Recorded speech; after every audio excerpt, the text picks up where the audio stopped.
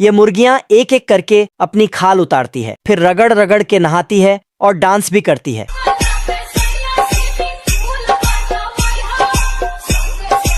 बत्तख उनको नई खाल पहनाती है। रोटी खा लो। उसके बाद बत्तख उन सबको खाना देती है। ये देना। तो मुर्गियां उसे खाने लगते हैं। खाना होने के बाद बत्तख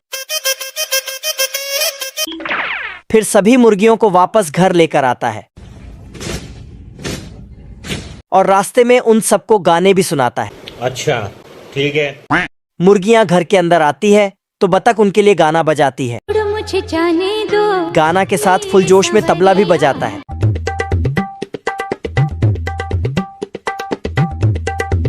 तो मुर्गियां खिड़कियों से निकलती है और अंडे देकर अंदर जाती है और बाहर आती है। बवाल चीज है बे। साला बत्तख जितना जल्दी जल्दी गाना बजाती है, मुर्गियां उतनी जल्दी जल्दी अंडे देती है। ये मुर्गियां तो बहुत ही टैलेंटेड है।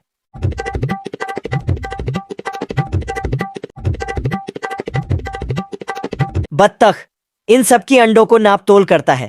गजब। फिर बत्तख मुर्गियों को उनके घोंसले तक पहुंचाती है। चलो। उसके बाद बत्तख सभी अंडों को लेकर मार्केट में बेचने चली जाती है। एक गिर जाता है तो उसे पकड़ लेता है। बत्तख अंडों को बेचने के लिए अंदर जाता है तो इधर लोमड़ा घात लगाकर बैठा है। मौका पाते ही अपनी सारी औजार उठा के मुर्गियों के घर तरफ चल देता है। फिर अपना औजार निकालकर छेद करने लगता है। मुर्गियां ये सब देखते ही हमारा घर, हमारा द्वार, हमारा। बत्तख मुर्गियों की आवाज सुनकर 100 के स्पीड से आती है। अंदर आकर बोलती है, कौन है बे?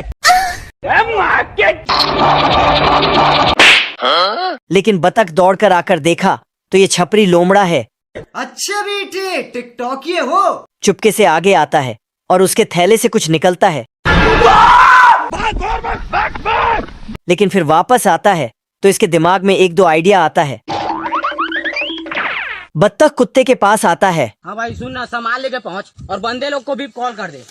मेरे को इस बार रिक्स लेने का ही नहीं है, बिल्कुल रिक्स नहीं लेने का है। लेकिन कुत्ता साफ साफ मना कर देता है। फिर सुअर के पास जाता है। अम्बा अम्बा अम्बा अम्बा कम्बा कम्बा। लेकिन सुअर अपने बच्चों को दूध पिला रही थी तो ये भी मदद करने से इनकार कर देती है। बेकार है भैया। फिर इसको तीसरा आइडिया आता है। भागते हुए जाती है और पानी में कूद जाती है। पानी के अंदर आके मछली से बोलती है, टूट गया मैं तो अब। ये कैसे हो गया? लेकिन मछली पानी से बाहर आ ही नहीं सकती थी तो मदद कैसे करती। तो वह अकेली छापरी लोमड़ा से मुकाबला करने जाती है। इधर लोमड़ा सभी मुर्गियों को पकड़कर झोले में भर रहा था। तभी बत्तख पीछे से आकर उसकी पूंछ खींचने लगती है। अबे साले।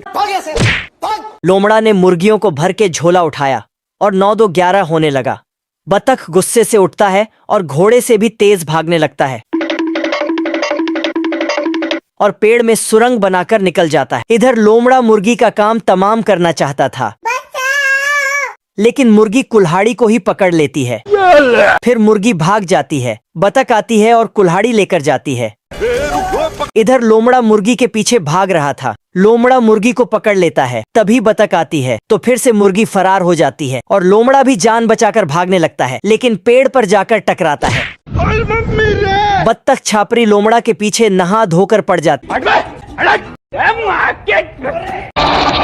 लोमड़ा जाकर पेड़ में चढ़ने लगता है, लेकिन बत्तख पेड़ को ही काटने लगती है, जिससे पेड़ छोटा हो जाता है और लोमड़ा ग्रेविटी को चकमा देकर भागे जा रहा था। तभी लोमड़ा को ख्याल आया।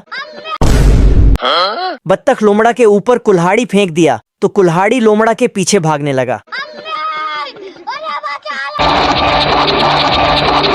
रास्ते में पेड़ आते हैं तो पेड़ को भी काट देते हैं, जिससे लोमड़ा का पूंछ दब जाता है और लोमड़ा। बत्तख ने लोमड़ा की पूंछ का झंडा बनाया। आप कहाँ थे ज्ञानी बाबा? अगर आपको ये वीडियो थोड़ा सा भी पसंद आया हो तो एक प्यारा सा कमेंट जरूर करना।